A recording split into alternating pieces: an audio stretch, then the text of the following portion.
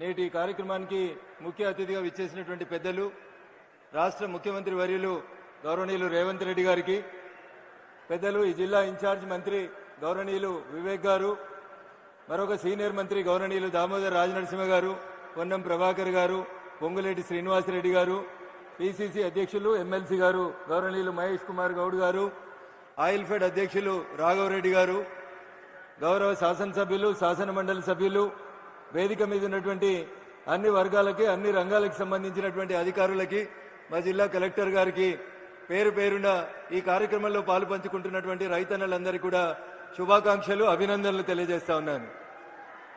ఎద్దేడిచిన యువసం, రైతేడిచిన రాజ్యం బాగుపడదని, తెలంగాణ రాష్ట్రం వస్తే తెలంగాణ రాష్ట్రంలో రైతన్నల కష్టాలు గోసలు తీరుతాయని, ఈ ప్రాంతం సస్యశ్యామలంగా మారుతుందని అనేక ఆశలు కలలు కన్నాం. ముఖ్యమంత్రి గారు వచ్చినారు కాబట్టి ఒక 2 నిమిషాలు మా సిద్దిపేట జిల్లా సమస్యలు. మనం కూర్చుంటున్నటువంటి ఈ ప్రాంతానికి పక్కనే కొండపాక అని ఒక మండలం ఉంటుంది. ముఖ్యమంత్రి గారు తపాసుపల్లి అనే రిజర్వాయర్ నుంచి నీళ్లు తీసుకొచ్చి గజ్వేల్ శాసనసభ నియోజకవర్గ పరిధిలో ఉన్న అన్ని గ్రామాలకి నీళ్లు ఇస్తామని చెప్పి తపాసుపల్లి రిజర్వాయర్ ని ప్రారంభించి కొండపాక మండల పరిధిలో ఉన్నటువంటి బందారం, ఇతర గ్రామాల ఒక 8 గ్రామ పంచాయతీలు, చివరిగా ఉన్నటువంటి గ్రామ పంచాయతీలకి 10 సంవత్సరాల నుంచి నీళ్లు ఇవ్వట్లేదు. గత 1.5 ఇయర్ నుంచి నేను ఎంపీ కలిసిన తర్వాత నీటిపారుదల శాఖ మంత్రికి కొన్ని రిప్రజెంటేషన్స్ ఇచ్చినప్పుడు కొంత ఫైల్ కదిలింది. దయించి అందరికీ నీళ్లు వచ్చినాయి. చుట్టూ కొండపాక మండలంలో ఉన్న ఒక 8 గ్రామాలకి తపాసుపల్లి రిజర్వాయర్ నుంచి నీళ్లు వచ్చేలాగా చూడాల్సిందిగా గౌరవ ముఖ్యమంత్రి గారికి ఈ సందర్భంగా విజ్ఞప్తి చేస్తా ఉన్నాను. పిసిసి అధ్యక్షులుగా మీరు, అప్పటి భారతీయ జనతా పార్టీ రాష్ట్ర ప్రధాన కార్యదర్శిగా నేను మల్లన్న సాగర్ ప్రాజెక్టు నిర్మాణం జరుగుతున్నప్పుడు మేము ఆ ప్రాంతంలో ఉన్నటువంటి పల్లెల్లో నిద్ర చేసి మల్లన్న సాగర్ పూర్తయితే దుబ్బాక శాసనసభ నియోజకవర్గంలో ఉన్నటువంటి ప్రతి పొలానికి నీళ్లు వస్తాయని, నష్టపోయినటువంటి రైతన్నకి నష్టపరిహారం సరైన రీతిలో అందిస్తామని చెప్పి ఆ రోజు ప్రతిపక్ష నేతలుగా మేమందరం కొట్లాడడం జరిగింది. ప్రాజెక్టు నిర్మాణం పూర్తయింది. కానీ ఏ దుబ్బాక నియోజకవర్గం అయితే మల్లన్న సాగర్ 50 టీఎంసీల నీళ్లు కట్టడానికి భూమిని కోల్పోయిందో, ఆ దుబ్బాక శాసనసభ నియోజకవర్గంలో ఇంకా చాలా గ్రామాలకి కాలువలు రాలేదు, చెరువుల ద్వారా నీళ్లు అందించడం జరగట్లేదు. కాబట్టి దయచేసి ఈ 2 రిజర్వాయర్లకు సంబంధించినటువంటి అంశాన్ని ఇప్పుడు నేను మీకు ఒక రిప్రజెంటేషన్ ఇస్తా ఉన్న ముఖ్యమంత్రి గారు, హైదరాబాద్ వెళ్లిన తర్వాత దయచేసి నీటిపారుదల శాఖ మంత్రితో మాట్లాడి మాకు ఈ 2 రిజర్వాయర్లకు సంబంధించినటువంటి నీటి కోస తీర్చాలని.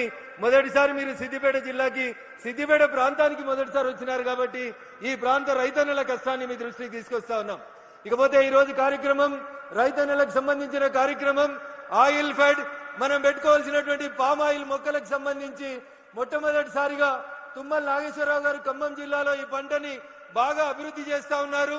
సిద్దిపేట ప్రాంతానికి ఈ పంటను తీసుకురావాలని చెప్పి గత ప్రభుత్వ హయాంలో కొన్ని చర్యలు తీసుకున్నప్పుడు రైతన్నలు భయపడి ముందుకు రాక ఈ ఫామ్ ఆయిల్ చెట్టు పెట్టుకోవడానికి ఇబ్బంది పడుతున్నప్పుడు నేను అప్పుడే కొత్తగా గెలిచినటువంటి దుబ్బాక శాసనసభ్యునిగా నాకు పూర్వీకుల నుంచి సంక్రమించిన 16 ఎకరాల వ్యవసాయ భూమిలో పామ్ ఆయిల్ సాగు చేయడంతో పాటు మా దుబ్బాక రైతన్నలందరినీ కూడా ఖమ్మం జిల్లా అశ్వరావుపేటకు పంపించి సిద్దిపేట జిల్లా రైతాంగం పామాయిల్ వైపు అడుగులు వేసే రీతి లోపల మేము రైతన్నలకు ఆ రోజు చేదోడు వాదోడుగా నిలబడ్డాం.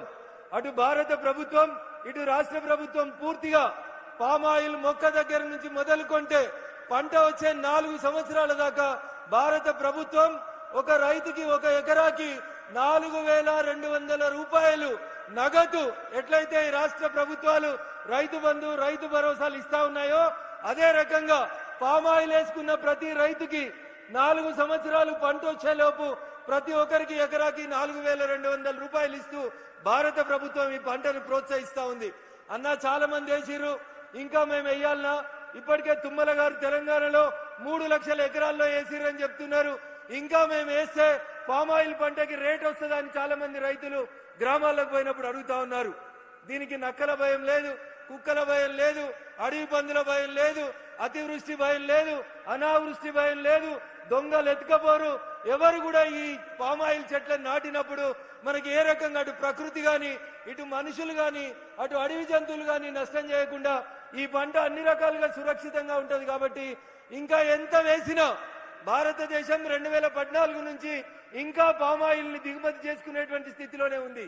కాబట్టి మనం ఈ రాష్ట్రంలో ఇప్పుడు ఉన్నటువంటి 3 లక్షల ఎకరాల పామాయిల్ సాగుని 10 లక్షల ఎకరాలకు విస్తరించిన రాష్ట్ర ప్రభుత్వం, కేంద్ర ప్రభుత్వం పామాయిల్ సాగుని ఎంకరేజ్ చేస్తుందని, మీకు కావలసినటువంటి డబ్బులు పూర్తి స్థాయిలో అందిస్తుందని ఈ సందర్భంగా తెలియజేస్తూ, రైతన్నల్ని క్రాప్ డైవర్షన్ వరకు క్రాప్ ఎప్పటికీ వరి నీళ్ళు వచ్చినాయి కదా అని వరి పంట వేసే బదులు పంట మార్పిడి విధానం వైపు రైతన్నలు ముందుకెళ్లాలని కోరుకుంటూ, హార్టికల్చర్, సెరికల్చర్ తో పాటు పామాయిల్ సాగులో కూడా రైతన్నలు మరింత నైపుణ్యం సాధించే రీతిగా వ్యవసాయ శాఖ అధికారులు, ముఖ్యంగా మంత్రి తుమ్మల గారు పడుతున్నటువంటి కష్టానికి మనందరం కూడా వారిని అభినందిస్తూ, ప్రతి రైతు పామాయిల్ సాగులో ముందడుగు వేయాలని చెప్పి కోరుకుంటూ, ఈ జిల్లా సమస్యలు మరికొన్ని ఉన్నాయి ముఖ్యమంత్రి గారు, వాటిని రాతపూర్వకంగా మీకు అందించాలనుకుంటున్నాం.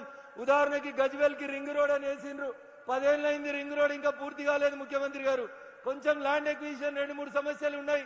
గజ్వేల్ కి సంబంధించినటువంటి ఆ రింగ్ రోడ్ పూర్తి చేయాల్సిందిగా కోరుతా ఉన్నాం. అదే రకంగా నేను గతంలో ప్రాతినిధ్యం వహించినటువంటి దుబ్బాక శాసనసభ నియోజకవర్గం రాష్ట్రంలో అనేక రకాలుగా కొంత వెనుకబడి ఉంది.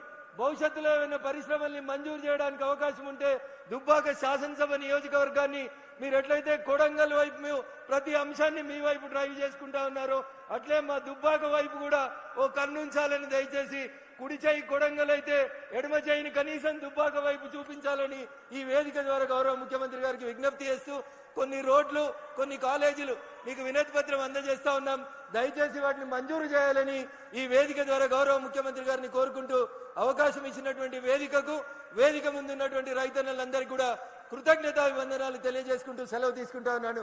జై హింద్, జై